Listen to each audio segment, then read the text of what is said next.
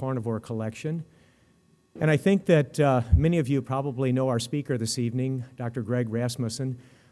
He's been here at the zoo several times over the last couple of years. He's given a few talks here at the zoo. But I'd like to go back just a couple of years because when we were designing and constructing our painted dog preserve up in the river's edge, we invited Greg to the zoo to look at our plans and to look at the design. It was actually under construction at that time.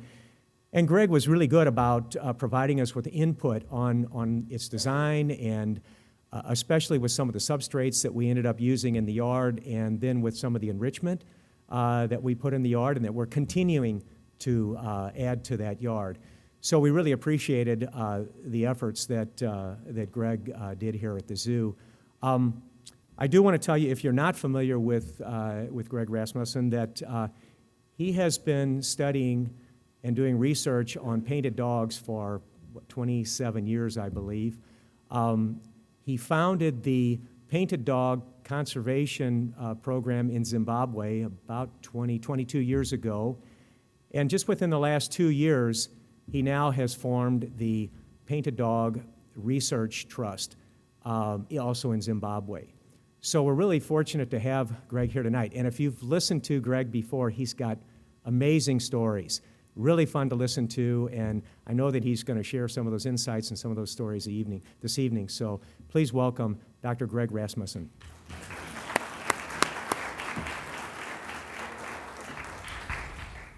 Thanks, Steve. Okay, well, just for fun, how many have been to a presentation before? Okay, quite a few suckers. Anyway, tonight I'm going to introduce you and share gluttons for punishment, some say. But seriously, thank you for coming again, and thank you to everyone who's here first time, and thank you to St. Louis Zoo for helping set this up. And it is really important to have these partnerships, with captive facilities and in situ. We're all one team. In fact, everyone in this room who wants to help conservation is a conservationist. We're all part of one big family. And so I want to introduce you to my family. If I introduce you to my human family, I mean, that's another story, but it's not quite so funny, but not. They weren't in need of conservation, any of them. So I'm going to share with you my unique friends, and obviously, good old Big Ears here. The thing that I always delight at the moment is that Disney's got a dilemma. They've just got dogs at Disney Wildlife Park in Orlando. And what are they going to do with Mickey? Mickey's apparently on the wings getting really dead jealous. So if you hear that Mickey Mouse is having tantrums, you'll know why. Because he's been well and truly outshone. Those ears, by the way, are for cooling. They do help them here, of course. But when they're in the wild, I'm going to share with you a little bit of fun about how they hunt, but more importantly, how amazingly adapted they are. The painted dogs live in a really hot climate, and whereas your problem is often keeping warm, our problem in Africa is keeping cool. And so keeping a cool head when you're trying to chase impala, which is what these ears are for. In fact, one of my young grad students, her Oxford thesis was called "Why Do Painted Dogs Have Big Ears?" Well, the thing with painted dogs that always captures me is more than anything, it's their sociality and their social species. But also, when I started working with painted dogs 27 years ago, I thought rather naively that I was a well-informed biologist. And how wrong I was. But I remember thinking, when I started working with these guys, and the first few packs were wiped out by ranchers and snares and cars, and everyone, there was a huge prejudice going on. And I realized that, I remember thinking to myself how ignorance is such a huge weapon that something we have to fight. Ignorance is the curse of conservation.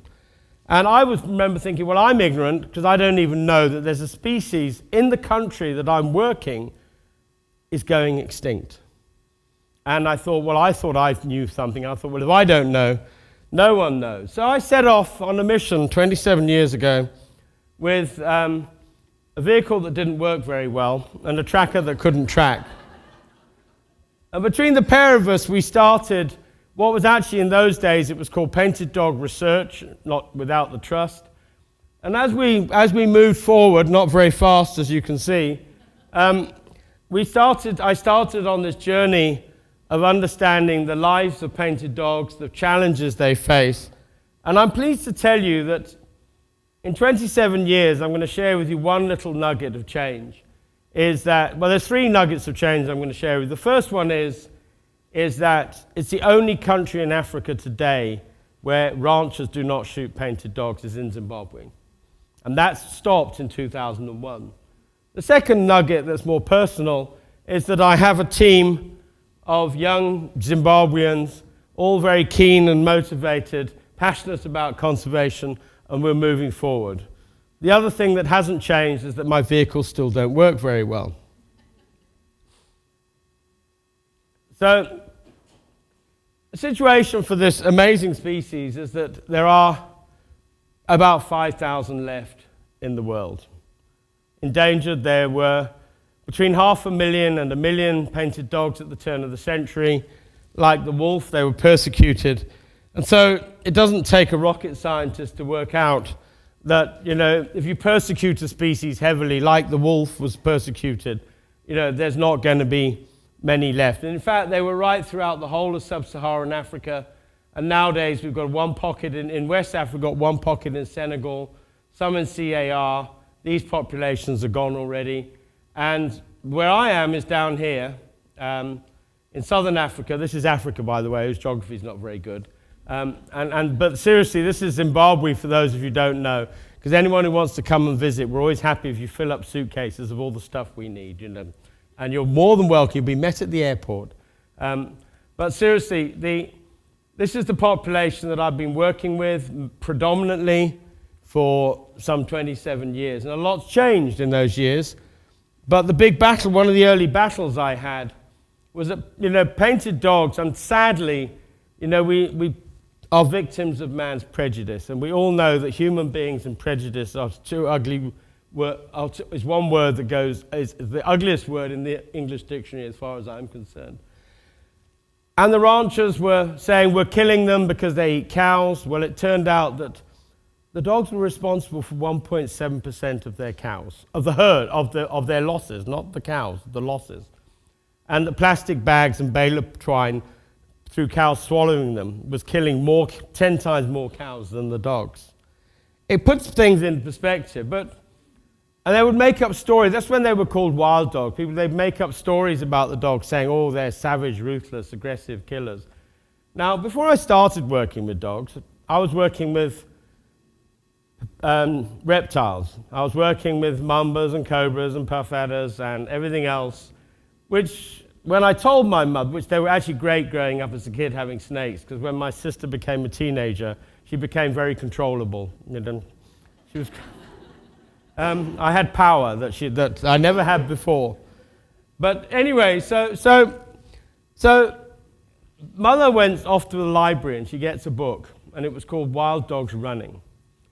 And Wild Dogs Running was a fiction book, but again, nowhere in the book did it declare that this was fiction. It all made out like it was all a true story, and it was talking about packs of dogs in South Africa that would paint packs of wild dogs, as they called them, would chase horses, and they'd kill the horse and the rider.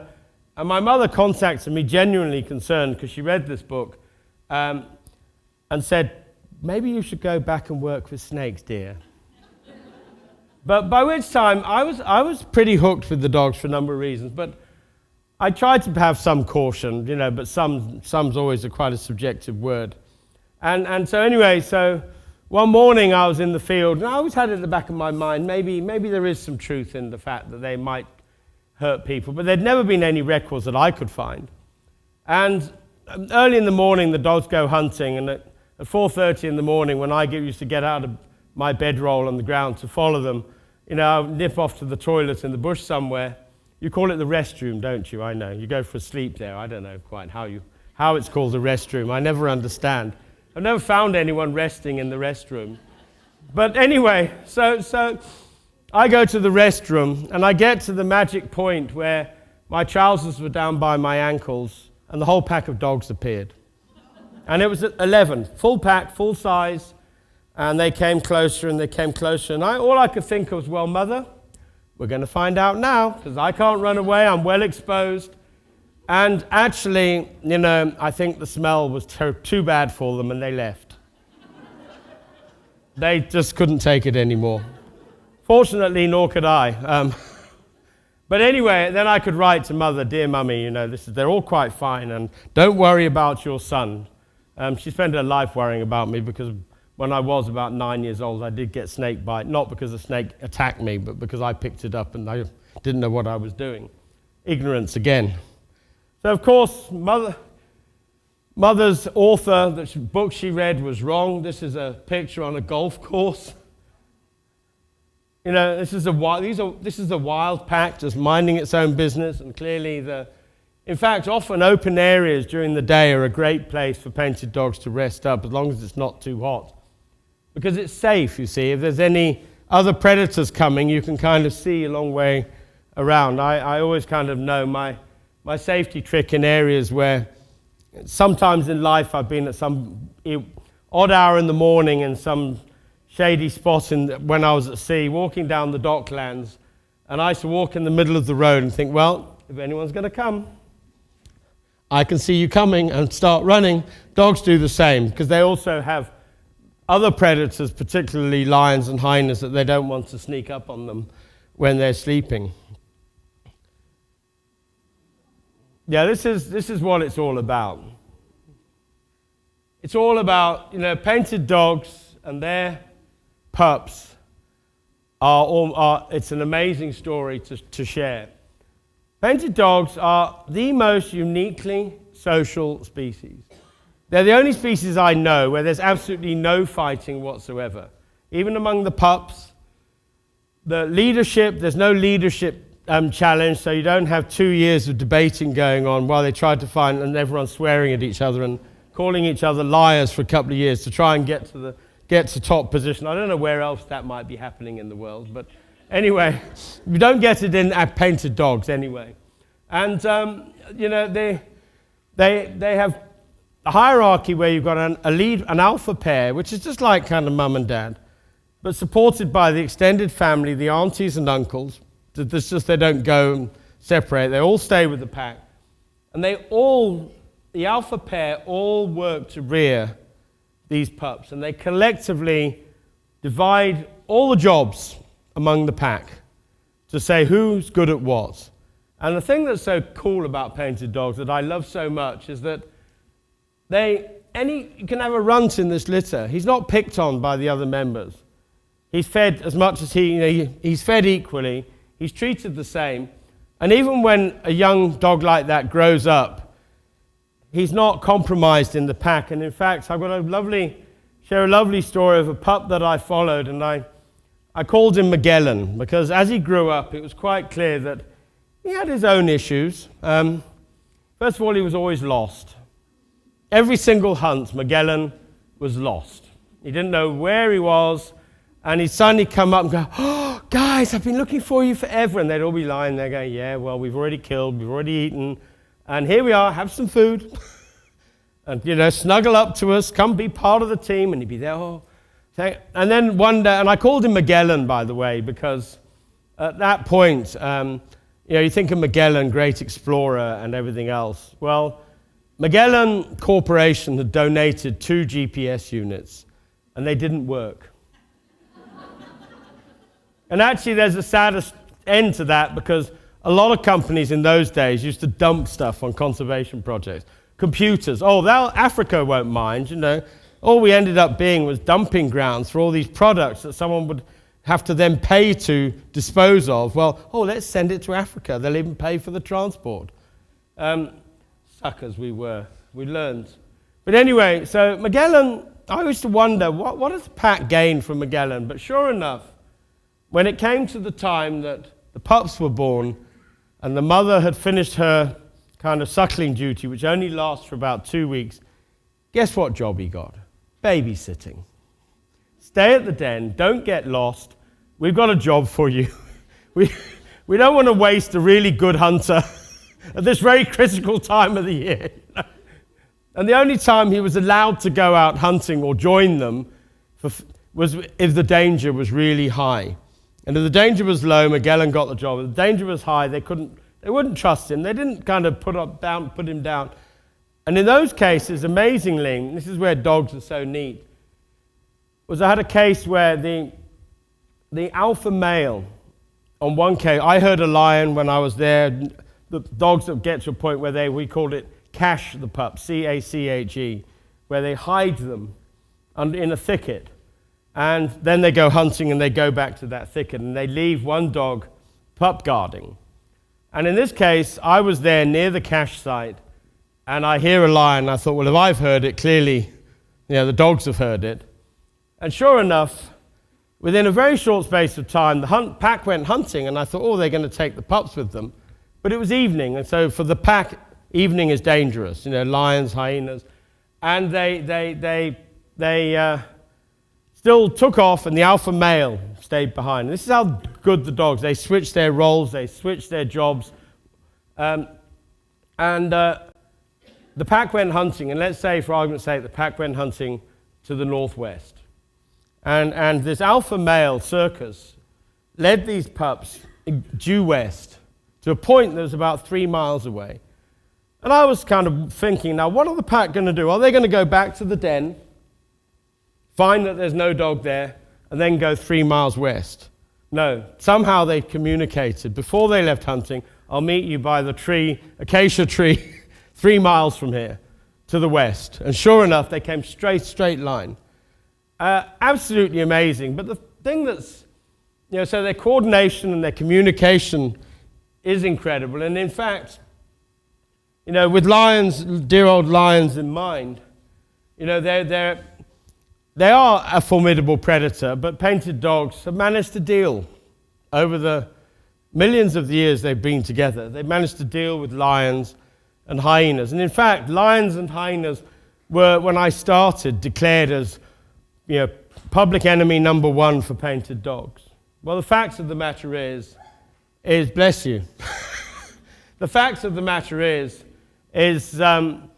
they weren't. Painted dogs can very well deal with lions and hyenas. And my first encounter was I then began to an incident I saw one evening in a full moon, where some painted dog females came to one of the denning sites because they were looking for some guys. So they thought if they walked past the den and leave a few signals, maybe the next day some guys from that pack might follow the trail and say howdy, because that's how they form packs, is to say, I'm here and we're free and would you like to meet? It's just their form of e-harmony or whatever you call it. They have their own system, their own internet. It's probably more efficient than ours most of the time, certainly in Zimbabwe. And so that attracted, the noise at the den site attracted lions and hyenas. And it was lucky for me, there was a full moon. And suddenly on the road came the whole pack minus the alpha female. So it was an old male, a male, I called him Old Boy, that was his name. Branch, I'd call the alpha female was called Branch because she looked like a branch. She had this amazing mottling on her coat. She'd stayed down the den, clearly, probably with her head down there saying, you poke your head in here, mister. Whoever you are, you're going to be minus a nose. And this alpha male showed me what dogs were all about and how they functioned as a pack and where the leader stood in the whole thing. And he stood there and the whole pack came to him, 10 dogs now because the number 11 was in the den. And they came to him and suddenly they all took off in one direction. And he didn't go anywhere, he just stood there. I thought, oh, you think you can not do this job or you're old? Anyway, the next thing I heard was that there wasn't just lions and hyenas, there was a leopard. And a leopard, well, I could hear a leopard moaning and groaning up a tree. And sure enough, with my spotlight, you could see a leopard like this up a tree, like, I'm not facing a pack of dogs. And in fact, there has been cases where painted dogs have managed to kill a leopard. But, so once they got rid of the leopard, they all came back down again. And they were clearly communicating, but there was no noise, just visual, and tails were going mad. And then suddenly they all took off again, and there's still the alpha male just stood there. And I'm like, what's going on? Why are you not participating? These are hyenas. Well, you're going to see just now what dogs and how dogs enjoy operating with hyenas.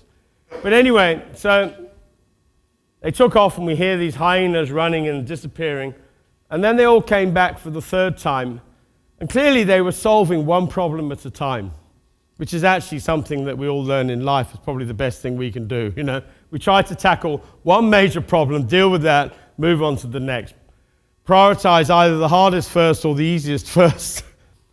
And then the alpha male finally took a stand, and he then got all the dogs behind him because he led the charge on this male lion.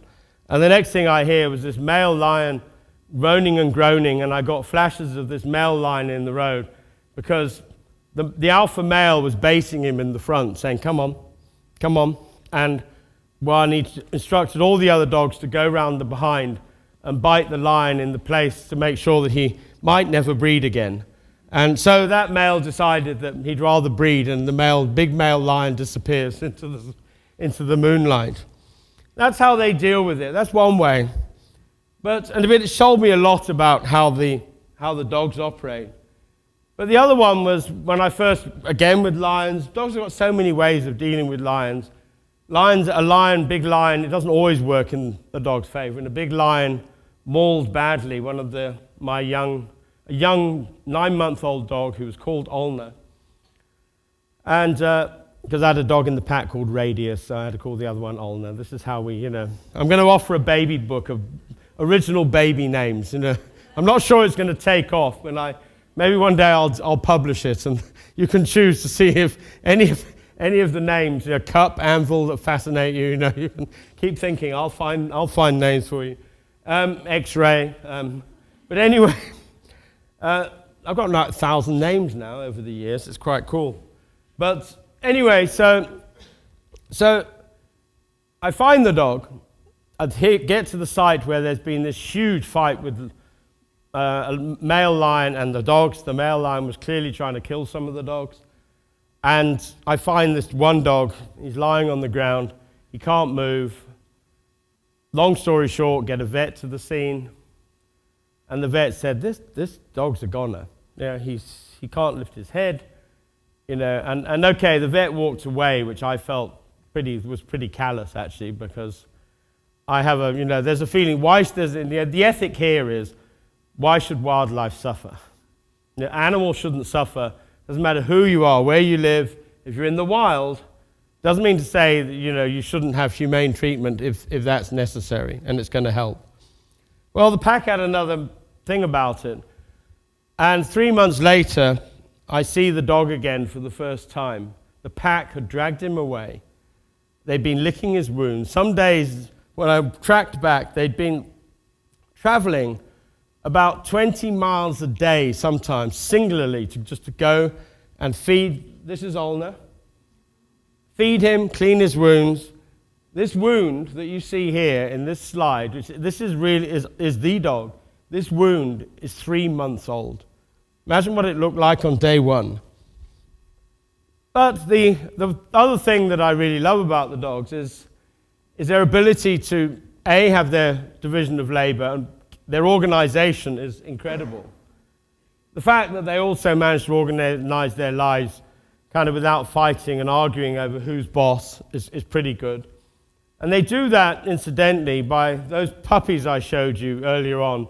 They are the ones among themselves, by the time they're 12 months old, they have chosen their leader. And they haven't chosen him, there hasn't been, they've decided that of all the males in the pack, in the male puppies, he's our favorite dog. He's the one that we trust, he's the brightest one. And it's not always the biggest one. He's the smartest one, he's the one that's least afraid.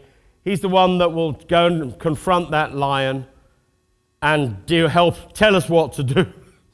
And those are the true alphas. And so they'll choose that, and when they leave a year or two later, they've decided that that's the dog that's going to lead them in and out of life. And they're communicating all the time, but most of it we can't hear. We know painted dogs have got a very amazing call. The one that's most known is the who call, which is a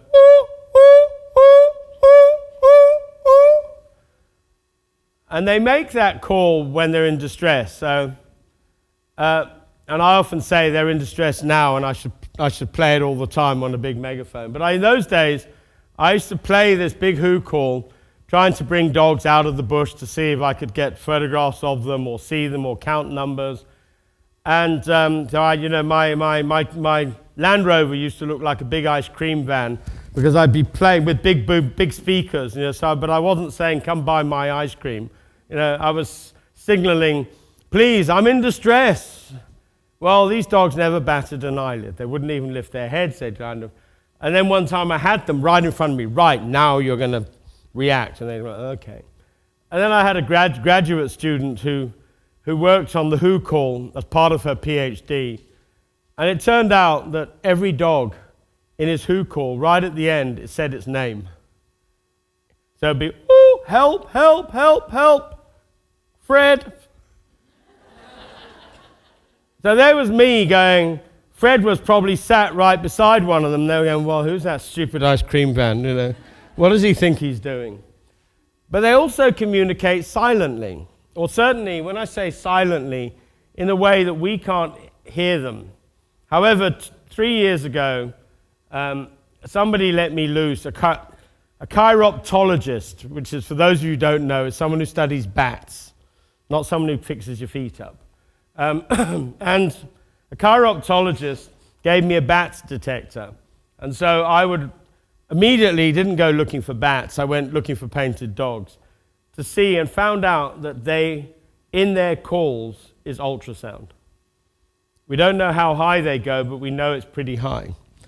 And from that, I'm going to lead you on, because we're not even sure if they're communicating at some level completely by ultrasound, because this next clip I'm going to show you almost indicates that they are. So what we've got here is a pack of dogs minding their own business under a tree. This isn't the whole pack.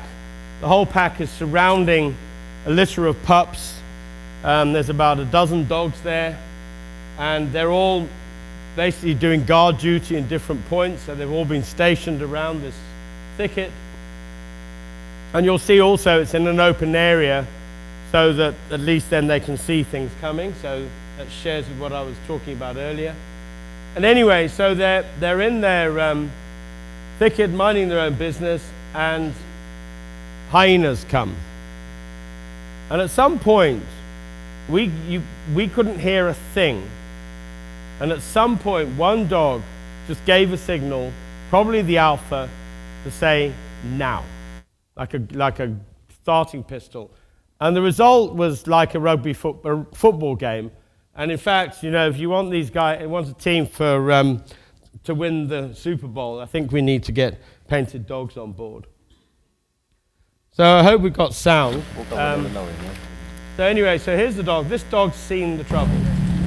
And here's the trouble. There's hyenas. And they're clearly working out how can they get close to the pups. There's more than 3, by the way. There's almost now.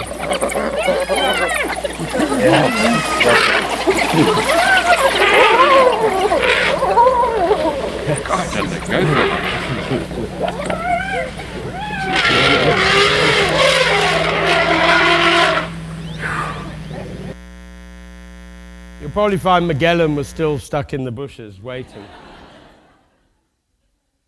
But that's what they're good at. They're an amazing species. And in fact, the way they reinforce all these social bonds is like every single day they greet each other. Every dog greets every other dog.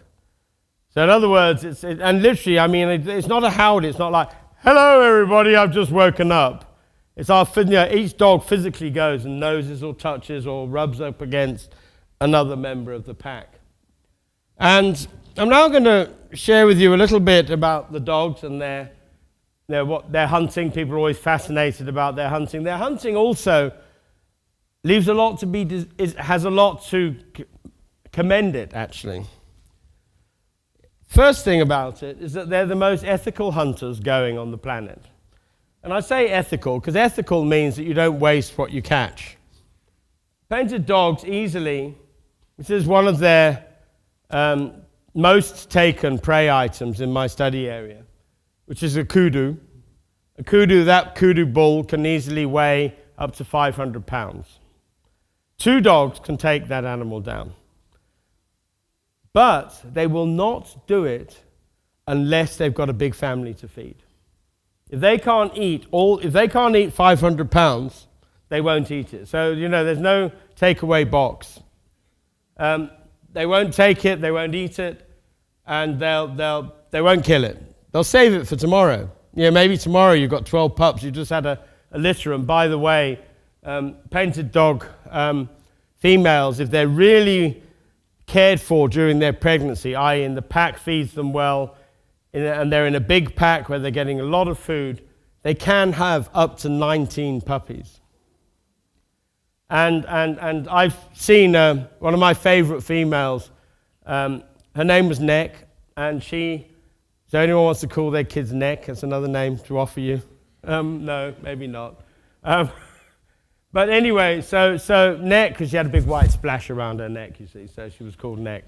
But Neck, one year, had 19 pups. But you know what? Because the pack was so successful, at 11 months old, there was 18 pups left. Because they put all their investment. But at 12 months, there was 12 pups left, because a car had come and hit a whole pile of pups.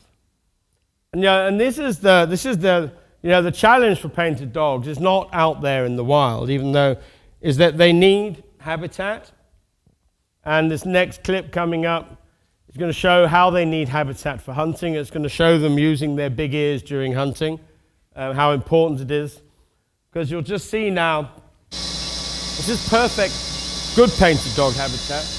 Here they come here, see where my little red pointer is. And they've got their ears back, and they're trying to stay hidden until the last minute. So these guys at full speed are using 2.5 times the energy of a greyhound. Enormous amount of energy when they're running. So off they've started, someone said the dogs are about, and you'll see here this dog's got his ears forward. They're not chasing giraffes, but I'll share with you, there's an interesting story there about painted dogs and giraffes. And back they come, and it's all over. It's normally actually consumed within 2 or 3 minutes. Not only killed, but killed and consumed in 3 minutes. So they are exceptionally fast, but they're only doing it because they want to survive. They've got to feed their pups. But this is there's 2 sides to this story. Well, the first part of this story is that this is one of my favorite shots from our camera traps. This is not taken by me hiding out in the grass blind. Now, I've tried that before now, and I used to get found out every single time by the dogs. But what it is these pups wean at about 3 weeks.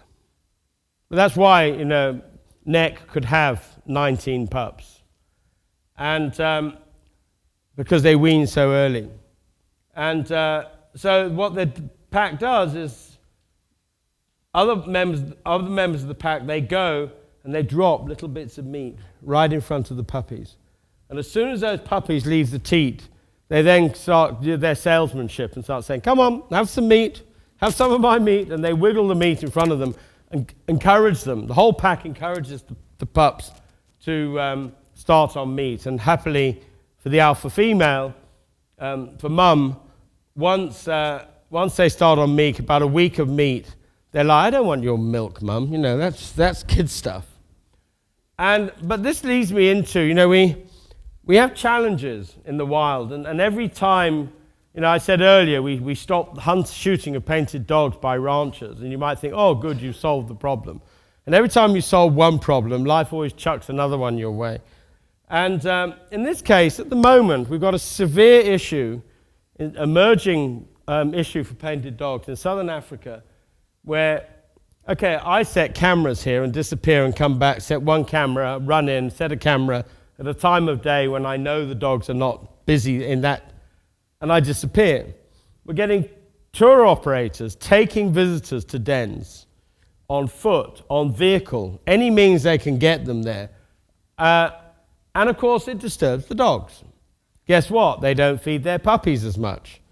They're not feeding, anyone who knows anything about animals or even mothers, any mother knows that you feed your kid regular hours. You don't say, oh, here's one dinner a day and that's it, when they're growing.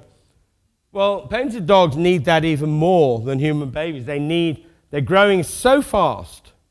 By 12 weeks, these puppies have got to have grown long enough legs to go nomadic and start walking 10 to 20 miles a day. So if you interfere with their growth, you've messed them up from the get-go. And so what's happening is this is where the science comes in. Using cameras, we've been able to see what change of behavior the dogs do. And they feed them very little. They feed them in the middle of the night, and that's it. And they then stay away from the den, hoping that, and when they're away from the den, the pups will just stay down the den.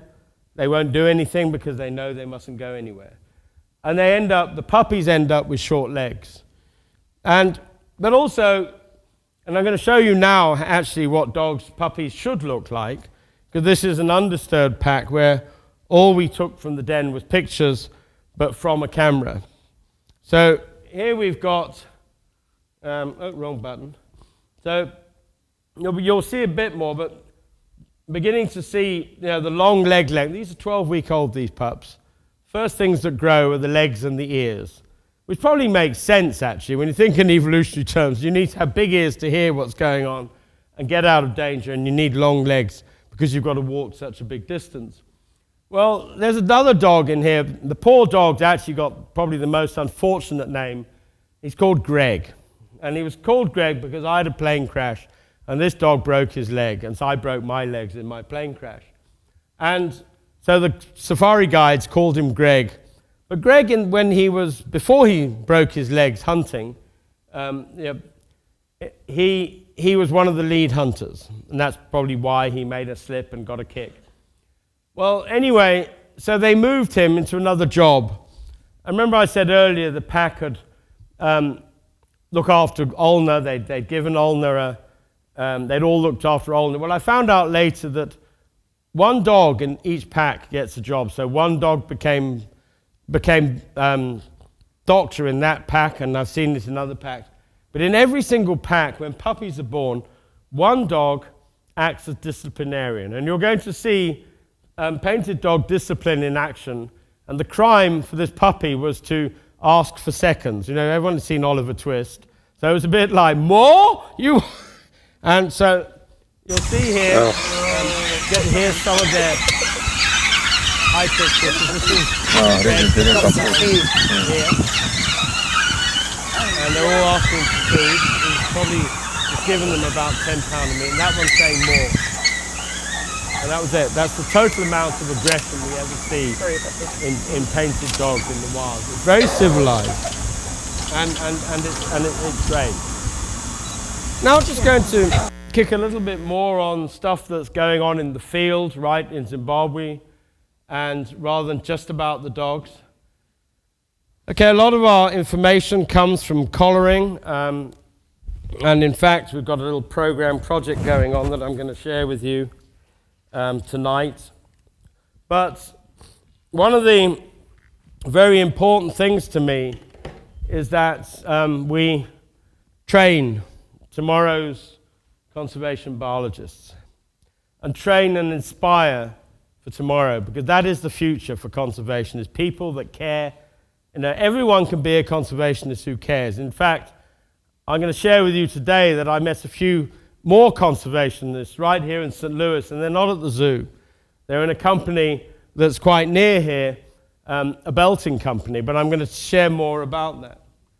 Well, here is my team, and the whole thing is as I said earlier, all of these, apart from this character, shady character who's trying to hide under a dog hat, all of my team were training all the time, and every time I get good young Zimbabweans that care and want to make life conservation their passion, I'm there, my ears are as big as the painted dog ears. You just wouldn't see it. And a lot of what we do are non-invasive research, really important, and fecal collection is really big in our agenda. We love collecting poop. We get pretty excited, actually. If you ever saw this mad bunch of people collecting poop, it's ridiculous, because the first thing is, if it's early in the morning, if the sun gets on it, the DNA is destroyed. So there's somebody there going, no, don't let the sun get on it. Your ultraviolet light's going to kill the DNA. No, this is how scientists work. It's all very technical. And so someone's there with their sun shield, acting as an umbrella from the sun. But it's a wonderful way of training. And in fact, this collaboration with some of the fecal work collaboration, is this is where partnerships are all involved. Right here in St. Louis Zoo, Sherry Azer and her team, Corinne and her team, right here at the zoo, are helping us with our techniques, helping us. And my own team are very proud of that, and my own team benefit from those collaborations. Some of my students, when they go to apply for scholarships, they can say, we've done a lot of field work. We know we've got proper skills. We've actually got skills that no one else has got. They can also make concrete, by the way, just because my team are doing everything. There's no holds barred, there's no barriers for anybody on the team. Everyone does everything together, a bit like the painted dogs. But what's equally, here's one of my young graduate master's students, Tendai, and she wrote in a report that her passion was always to be in the field of biological science from a young age. And she envisioned herself as a scientist who will work tirelessly to make a difference. And to me, it's important that people like that go into the future, that I carry ladies like that into the next decade, the next 2 decades, into their life. And that's what they want to do. That's what makes them happy, makes them proud. And in fact, in Zimbabwe at the moment, very few women ever get past a bachelor's degree. And my mission is to, as many of them who show any sign of really be the ones that racehorses that are going to go past the winning post, I'm right behind them with carrots and not sticks. And anyway, but just sharing you, some of our research is a teamwork. Share with you some of the things that are going on. We're very busy in transboundary conservation, i.e. monitoring dogs that go across into other countries and trying to use the data to get international collaborations. It's one thing, it's kind of nice being able to have collaborations institutionally, but countries to country is often quite difficult. And I'm just going to share with you, painted dogs, by the way, dogs will easily walk 20 miles in a day. When they disperse and leave the pack to form new packs, the males will easily do a couple of 100 miles in as many weeks, a couple of weeks. Really, they move. And I'm just going to share with you how a journey of one painted dog and his 6 brothers is changing the life of many people, and hopefully will change the fortunes of not only painted dogs, but also other species. This dog's name is Cochise. And not one of my ridiculous names, it's slightly more sensible. Though we had Wigwam and because they were all Indian names, this particular pack. Anyway, I'll sell the book of baby names one day. I'm not sure to who. Maybe dogs would like them. But anyway, and Cochise dispersed with his brothers, and we had one satellite collar on, and we could see that these dogs suddenly started to move. The males were dispersing. They were going due west, looking for mates. These are all the fixes. There was a huge gap here. They went through this area so fast. And then they went down and they crossed the Mozambique border. They suddenly turned and then they went north again. And we didn't understand the pattern and then Cochise went into Mozambique and the fixes all stopped here. Stopped moving. Either the collars had fallen off or the dog was dead. We feared the worst. 2 weeks into Mozambique, I got one of my graduate students to, one of my other grad students, who also, she was over to tender her name, and she was in the States last year, got a full scholarship in GIS mapping. Now, this is what is so important to me, but I'm going to share we also want it to be a two-way street. And so he died there. We then, of course, went in. Went in with my field team. We all got passports and visas, and to see what had happened to Cochise and his brothers. And it was snares. All of them, all 6, all dead in snares. And why all 6? Well, one dog gets caught. The next dog goes, "Let me help you."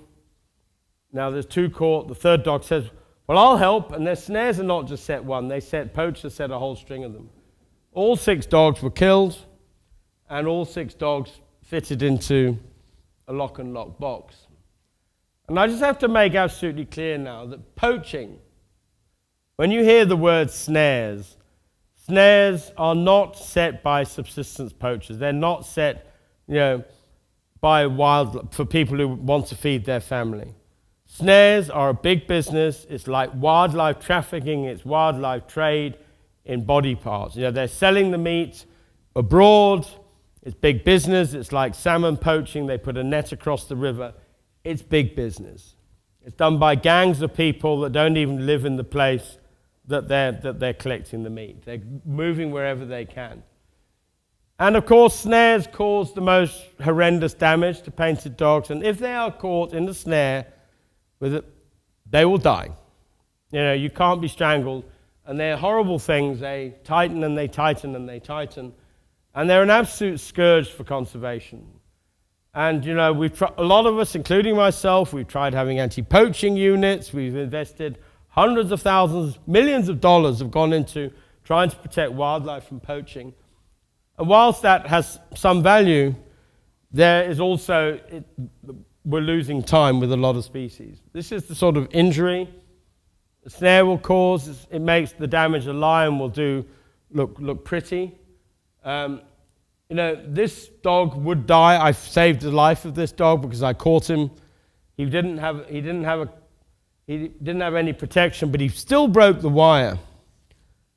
And okay, yes, we have a program. Some of you have been into the gift shop, and please support it. We have a program to take the snare wire and try to recoup some of the money needed for anti-poaching by providing local employment. And this is a project I set up called Snare Art, making figures, dogs, animals from the snare wire itself and getting the wire out the system. So that is one way. And in fact, this year, on a light note and a happy note, I'll hope that next time I see you, because I've got a new project. I've always got something new.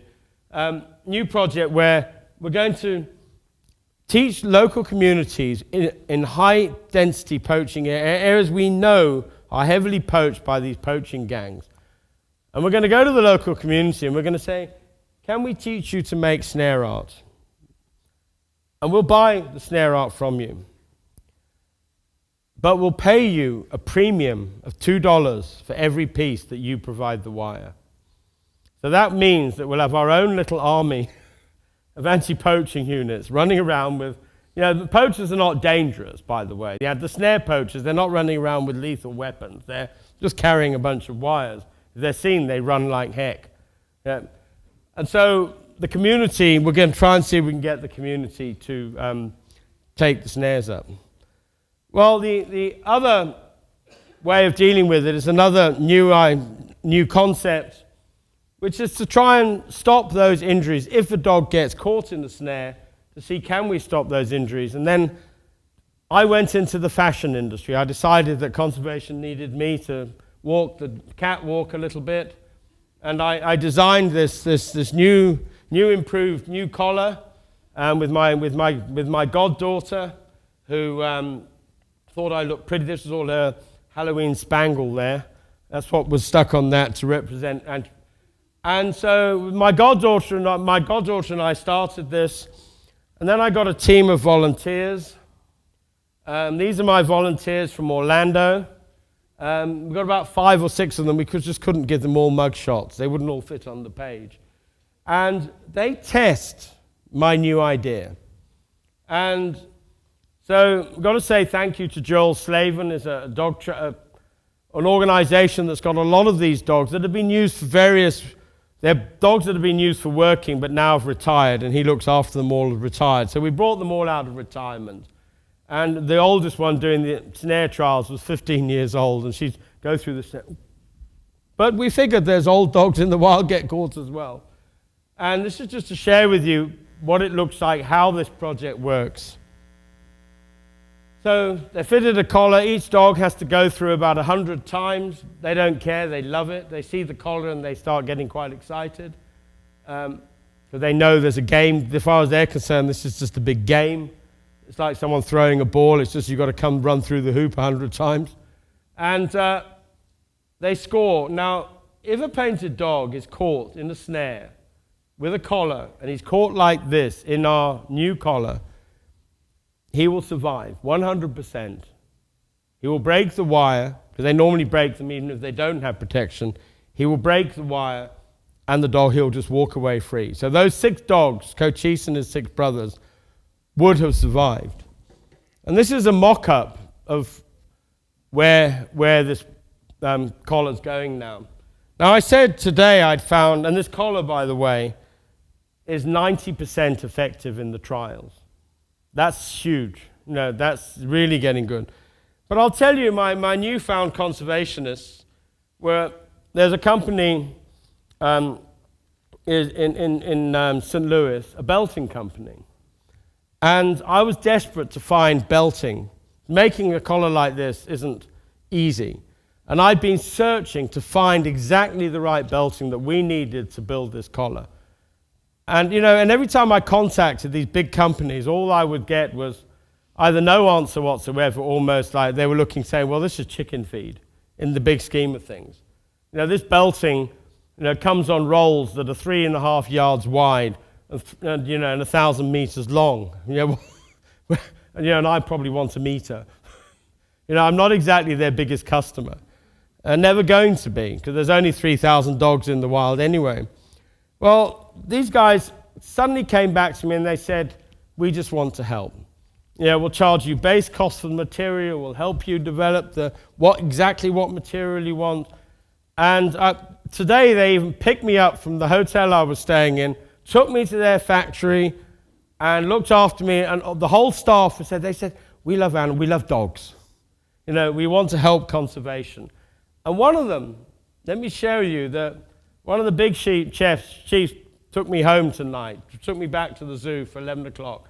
And in the car, he said, what do you think of St. Louis Zoo? He said, I used to come here as a kid, he said, and I think it's fantastic. He said, I take my kids to this zoo.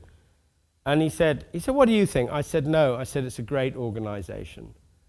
And he said, oh, that's so nice to hear. He said, because we think it's wonderful. And so we've now got, more friends in the world.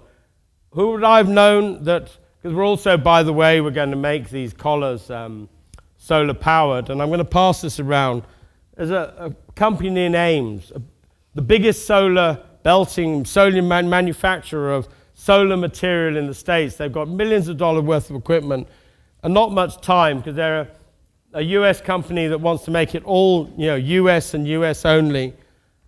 And they also came back to me and said, well, we love animals, we love conservation, we want a project, we want to do something as well as just make money. And this is what's really, really heartening and means a lot. Just going to share with you very quickly some of the problems and how. So, for example, this population here keeps going across to Mozambique and Zambia, and every single time they go to the neighboring country, they die. And we know from the data that every time they go across, if they don't die, they come back with snares, and we know what the problem is. We're currently losing from this population 20 dogs every year on average. So as fast as they're trying to breed, they're going nowhere. And normally, those 20 dogs might leave and end up somewhere there or there, but they're not getting anywhere. My other territory is here. this big area, just to give you an idea of scale, this is about a third to a half the size of Washington State. It's a huge area that we have to try and cover.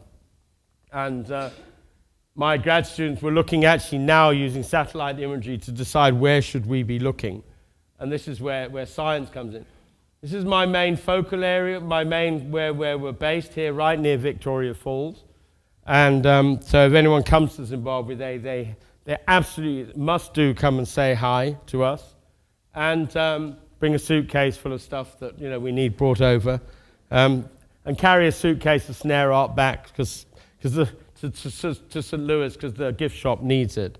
Whether they know it or not, they do. But anyway, and so this time last year, with my new project, as I say, Painted Dog Research Trust is just my new child. And basically we had a 1 acre, the community said you can have 1 acre. And then this year, they said, middle of last year, they said, you know what, we want you to have a bit more land because you're working so well with us together and we appreciate what you're doing. And they made 24 acres, which is this little bit here. And then towards the end of the year, when we were having our groundbreaking ceremony with the local chief and a lot of dignitaries, even some came from as far away as neighboring Botswana. And we had a groundbreaking ceremony there, and I have to share a story because I've got a new program also with young African students.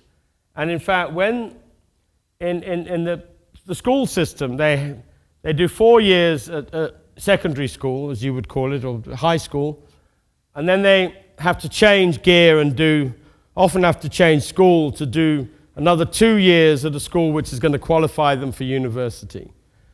And often in that gap period, many parents can't afford to send their children to this like pre-university schooling level.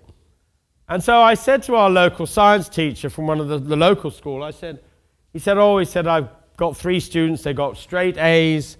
I said, that's the kind of person I'm looking for.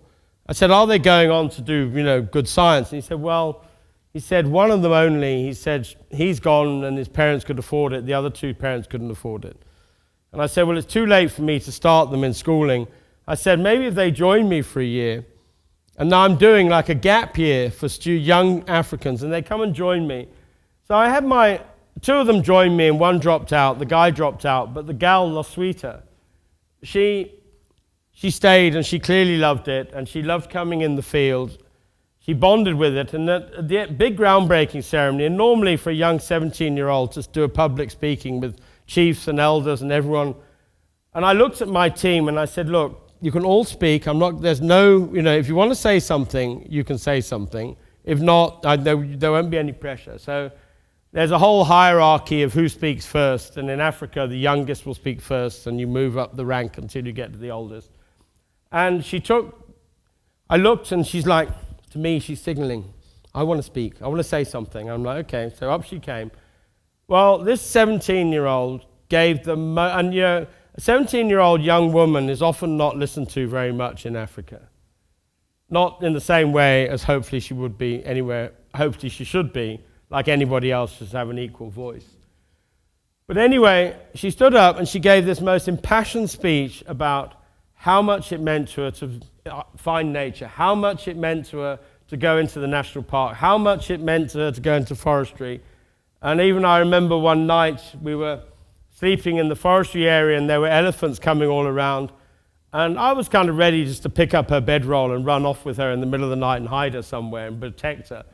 And then the next morning I said, weren't you scared? She said, no, you were going to look after me. No stress here. I knew you'd look after me. And she stood up and she gave this most impassioned speech about how she'd learnt about building and she'd developed. And at that point, when she finished, everyone, all the adults stood up and applauded because she was the best speaker of the day. She'd knocked their socks off. And you know what? That left with me such a feeling of pride in that we know when you get that, you know you're going in the right direction. This time last year, this was our lab, which is where we need to process all our fecal samples. But we're also working, just to show with you a little bit of some of the, we try to work on what we call creative building and conservation building. So this building, theoretically, the lab is not going to have a traditional roof. It's got the first, and this is, by the way, the building team, one of my master's students, one of my undergrad students, the local community, MK, who came, one of my field guys, he came over to the States last year as well. He was in Houston, and they trained him in welding. And we built the first ever solar roof in Africa. And this is our lab. Of course, the fact that it keeps the heat out and gives us electricity and you name it, the benefits are huge. But we also do a lot working with the community, in which we work on equal employment and try to share the cake. And everyone heard of Cecil the Lion last year. Well, what nobody realizes is that all our local women lost all their income, because in May they've only got 2 months to make their whole 12 months money, which is May and June. And they go into the national parks and they cut grass, and the national parks provide scouts to protect them.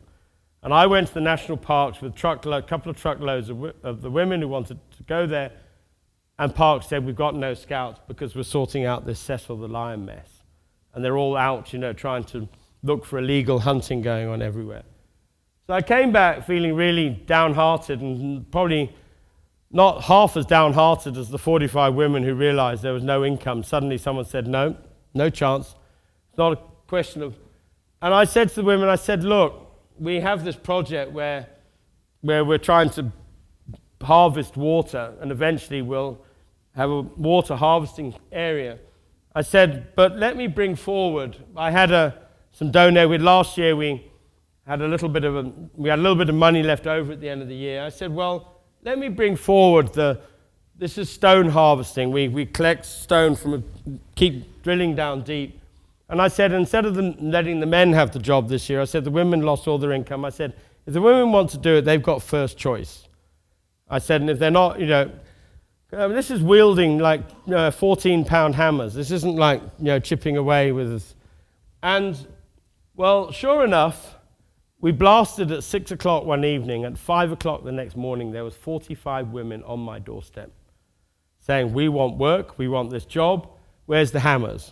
Fortunately, I had 45 hammers. And you know what? And the oldest person chipping stone, wielding a 14-pound hammer, was 75 years old. Absolutely. And she'd be grinning away all day. To look at her, you never would have believed she was 75. You probably thought she was 95, but Africa is quite hard on people. But she was as fit as a fiddle.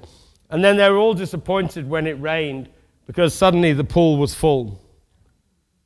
We're building accommodation. I said, I don't want it just to be one-sided.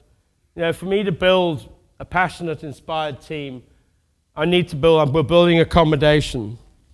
And we're building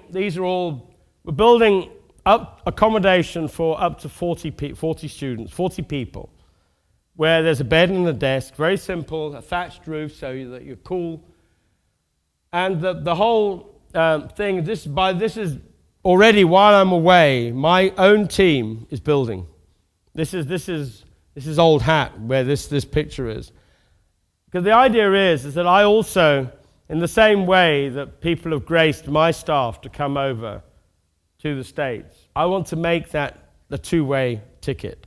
I want to make it so that people from the States and other countries and organizations that seriously and meaningfully participate with Painted Dog Research Trust can then send their people. And why not? And so that's what this is all about. And just to finalize, I want to share with you, this is a couple of years ago, or maybe this is me when I first started. It's Painted Dog Research written on the side. And I always realized then the importance of education and working with school kids. And this is the kids all learning about, radio tracking. And and I used to take them out, and then we'd collar one kid, and then we'd have a pack of kids, all as a pack of a pack of dogs, and off they go, and then the other bunch of kids would go and try and find them. And what was always so funny with radio tracking equipment, not just play the real thing. And I then realized anyway that African kids were all the same, because they'd always go and hide in the toilet. I never understood why, but they did. But then, there was, in those days, and I realized, though, quite recently, what an impact you can have, because a few years ago now, a young woman came to me and she said, "Greg, I want to work with you." She said, "I want to study under you." She said, "I want to train with you." And her name is Cynthia. Well, Cynthia is an interesting lady. She's a tour de force, and however much I always try to create not even quite a small veil, say, "Oh no, but there's many reasons why you can't join now." And she'll say, "Well, I can join now because of ABC, or I can solve that problem, and I don't need this, and I don't need that." And Cynthia was not going to take no for an answer, which of course is exactly the sort of person that I want on my team. And so finally, Cynthia comes to join me, and the very first day at work, she says, and she's now 21 years old, she's just 22 years old, she's finished her bachelor's degree. And she says, "Greg, do you remember me?" I said, "No." She said, "I remember you." And she said, "You changed my life." And I thought, that sounds a bit serious. She said, "When I was 8 years old, you came into my classroom, and this is what I looked like." I was putting on my fashion statements again. In fact, hasn't taken off quite yet. But she said, from that day on, I wanted to be a conservationist. I wanted to be a biologist. I wanted to work with nature. I wanted to make a difference. And she is. She's doing a master's now in epidemiology. And she got her skill set. She's one of the ones who, when she got her scholarship, they said, "What's your field experience?" And when she said about all the lab work and the microscope work in conjunction with the field work, they were like, "That's just the sort of person we want," and she got the scholarship. And so all I can say for now, and in fact the last time I wore that dog suit was on London Bridge in London, supporting a friend of mine who rather stupidly was trying to run the London Marathon in a dog suit. And he didn't win, but anyway, he made a statement. The BBC picked him up and said, "What are you?" Which, because they're clearly, it shows how ignorant some of these film crews can be, They don't know what that is. In fact, no one knew what I was when I was sat in the train in London in my dog suit. It was the London Marathon. It wasn't just any old marathon. And I'm sat there, waiting for the stop, for the first pub. And the first pub, as you call a brew pub, yeah, same thing. And anyway, and a woman's just staring at me. She's like, she sat and she's looking at me glued. And then stops and she's still looking, and then door opens. She says, "I've got to go." She said, "But I'll give you £5 if you tell me what you're supporting today." Because in London, everyone's supporting someone. I said, "Painted dogs, thank you very much, that'll do." But and then the barman, I got to the first bar to have a beer, because I wasn't going to catch up with my runner for about an hour or so. And the barman said, "Excuse me, sir, would you..." I said, "I'd like a pint of beer, please." And he said, in a bowl or a glass, sir?" And with that, I'll leave you, and thank you for listening.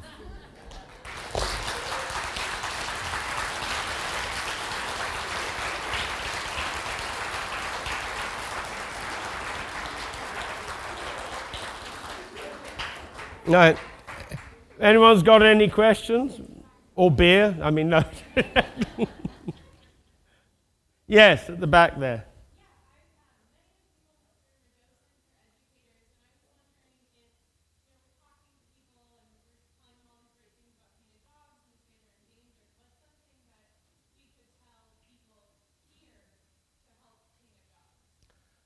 Well, the first thing that anyone can do is to spread the truth about painted dogs, whether it's you or the people that you're talking to.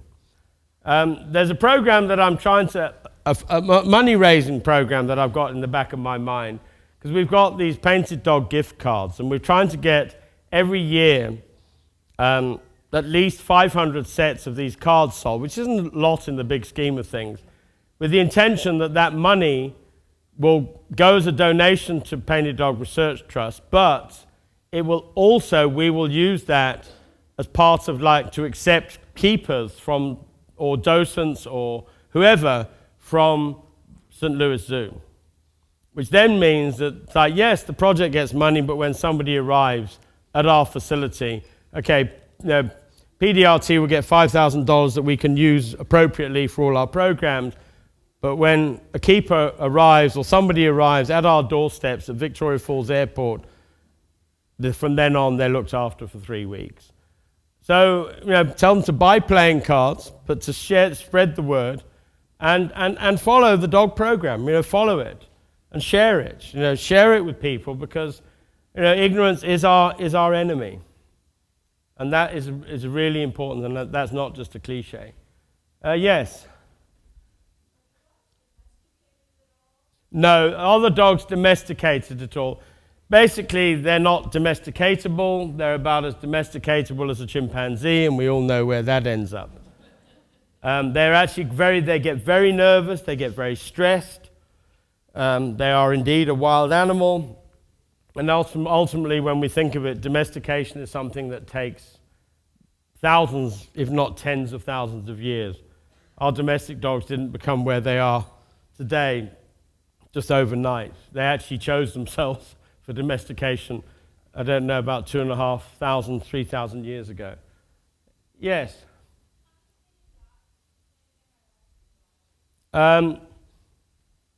Probably 5,000, maybe 4, and if we're lucky 6. But of that, probably 3,000 remain in areas that we might consider as safe for now.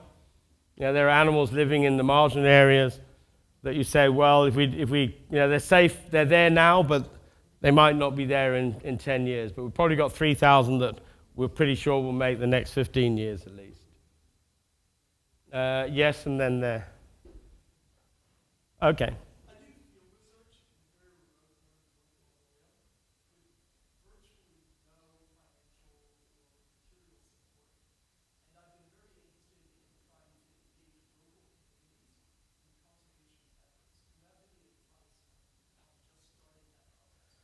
Well, involving local communities in conservation efforts, first of all, they have to understand what you're trying to achieve. And that has always been something that, and it's not by handing out bloody leaflets, and that doesn't work with ranchers either, It's going there and engaging meaningfully, showing that you're not, you're as humble as they are or whatever, that you're all on the same playing field. And so first of all, engagement is rule number one. The other one is that for any conservation program to be successful, it has to be that everybody gets some benefit somewhere. If there's 80 people in this room and I've got $80, everyone must get $1. And if one person gets 20 and another person gets 20, and 3/4 of the people get nothing, programs will fail, and they'll fail miserably, and they'll fail very fast. It's one of the most important lessons in conservation. And in fact, it's all tied in with what we call the sense of fairness. Because in conservation, ecology, and thinking, you have to think out the box. You can't just think about your own study animal. You have to think about the human animal. And I don't know if anyone in this room, some people I hope have seen that YouTube clip that came out a few years ago. It went sort of viral, but it had actually been around for 15 years, by a senior primate researcher called Frans de Waal. And he had a setup where he had 2 capuchin monkeys that were trained. And so they basically worked on, again, a very important principle. The primate, the monkey has to give a stone, and he got a grape or a food reward in return. And if he didn't offer something, he got nothing in return. In fact, that's also an important lesson in conservation, is that, yes, I'll help the local community, and whilst my taking them into the park might, wherever it cost me $300 for argument's sake, I'll still say, give me a bundle of grass each that might be worth 30. Just so that there's always a two-way thing in community conservation. Anyway, Frans de Waal's amazing experiments showed so clearly, and when you translate it to conservation problems and communities, well, they'd start giving the capuchin monkeys, here we are, have a cucumber, everyone's happy. Have a grape, everyone's even happy. Have a grape, the capuchin monkeys are even happier. And as Frans de Waal himself, I was lucky enough to be at one of his presentations, and he said, you can tell, how a capuchin monkey ranks food. He said, look at the price of it in the supermarket, and if it's expensive, they like it, and if it's cheap, they don't. And then they would change the game, and they'd give one capuchin a piece of cucumber, and the next one a grape. And when they then tried to offer the one that had just been fooled into being given a cucumber, he'd be like, there's fairness here. And you know what? And because his point was he was trying to see, was fairness innate, not only in humans, but in other species. And clear enough, it is. And that's where with any community conservation, any program has to be fair. So like even with sharing out the load this year, the women got the gravel because they lost the grass. These are making it so that everyone is getting some benefit from the project. We've also got other projects by, water, all sorts of projects are going on, but making it every project, even among the community.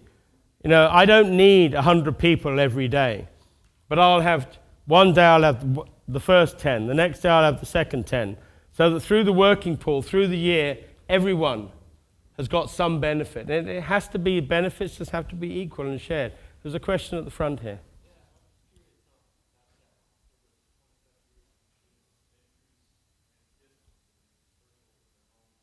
Mm-hmm. Yeah, well, the question is distance of dispersals and corridors. Well, first of all, is the greater distance of dispersals probably are a product of the fact that the genetic pool is getting smaller. And when a genetic pool, because in painted dog society, the females choose the males, not the other way around. And in fact, the truth be known, it's the same in human society. Guys, we just advertise. Let's be honest about it and hope that you're going to say, give us a green light of approval. So in other words, the increased dispersal distances are a consequence of males meeting related females who will say, I'm not pair bonding with you, and go further and further and further. Now, corridors is an issue. And corridors this is one of the things that we're working very hard on behind the scenes with our satellite imagery. And my grad students are working to try and see where corridors exist. So the first thing we have to throw on top is the human footprint. So like you saw in that one where I threw the red up, well, we're trying to create a more sophisticated map than that for that whole region.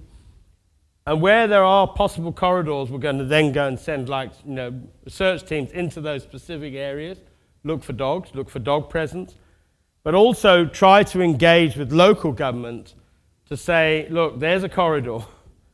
It's not built on yet. It probably never needs to be built on. And you can do your business there and there, but just leave that space alone and try to, so basically it's, integrated land planning, planning landscapes in conjunction with corridors. And it's going to take time, but, we're working on it hard, but analyzing satellite imagery takes a long time. Any other? Yes, right at the back, and there and then there. Yeah.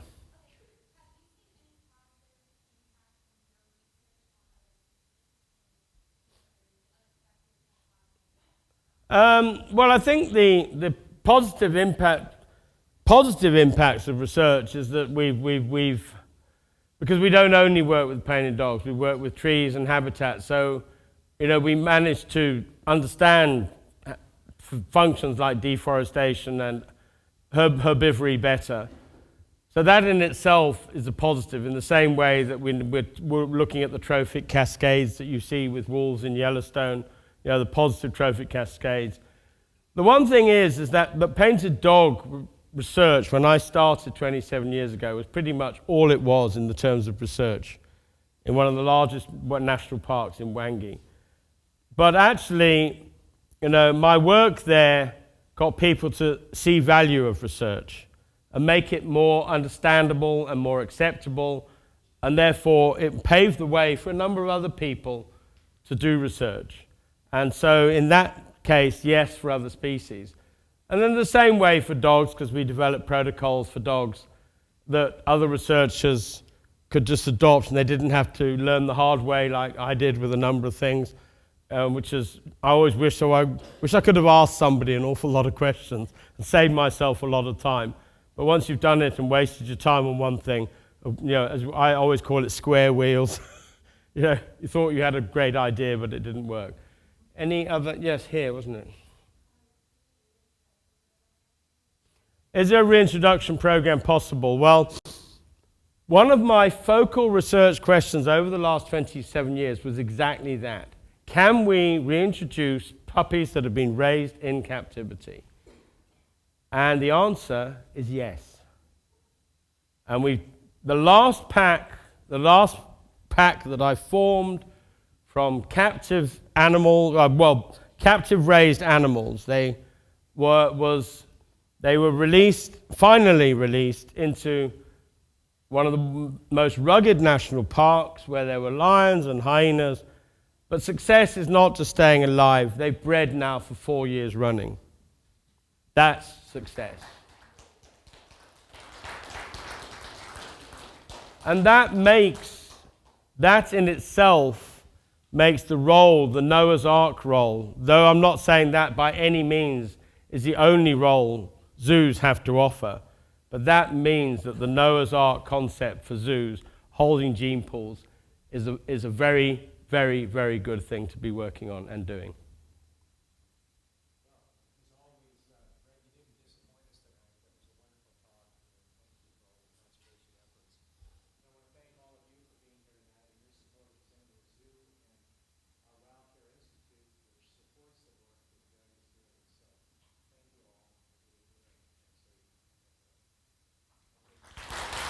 Okay. Cheers, bud. Right, better pick up all my toys.